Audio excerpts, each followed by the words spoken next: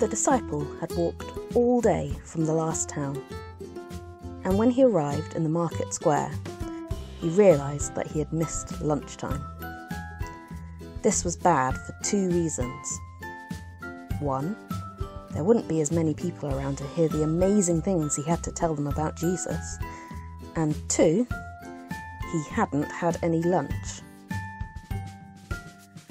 But even though he was tired and hungry and a bit hot, he knew what he had to do. "I have wonderful news," he said. "The kingdom of heaven is near." But no one seemed to be listening. He looked round to see if there were any people who might want to be prayed for, like someone who wasn't very well, which was possible, or someone who needed to be brought back to life, which seemed unlikely in the middle of the market on a Tuesday afternoon. When Jesus had told them all that he was going to send them on this mission, the disciple had thought it would go differently. He had imagined he would stride into town and everyone would gather around and listen to him, and they would bring all the sick people out so he could pray for them, and then maybe they'd have a parade to celebrate what a great person he was. But it wasn't like that at all. There hadn't even been one parade. Not even a little one. Instead, people mostly seemed to, at best, ignore him, and at worst, throw things at him. He supposed Jesus had said it wouldn't always be easy, but he'd thought Jesus was probably just exaggerating. He sat down next to the well and had a bit of a sulk.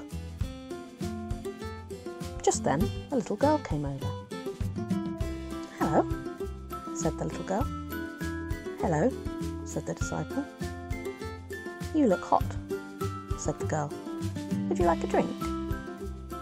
She handed him a cup of water, and he drank it gratefully.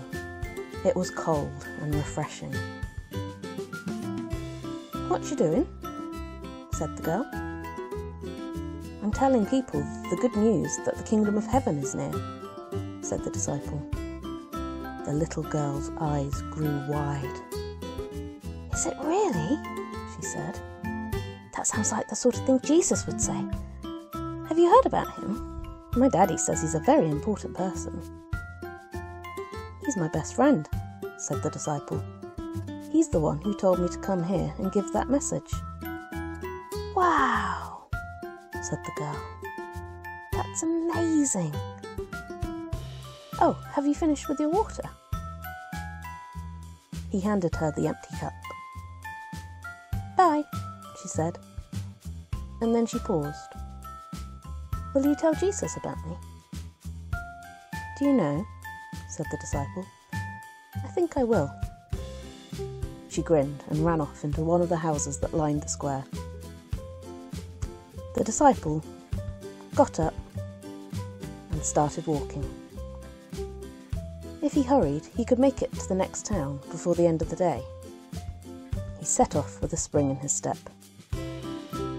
For a while there, he had forgotten what he was doing this for. But now he remembered. He was Jesus' messenger to the world, and that, according to one person at least, was amazing.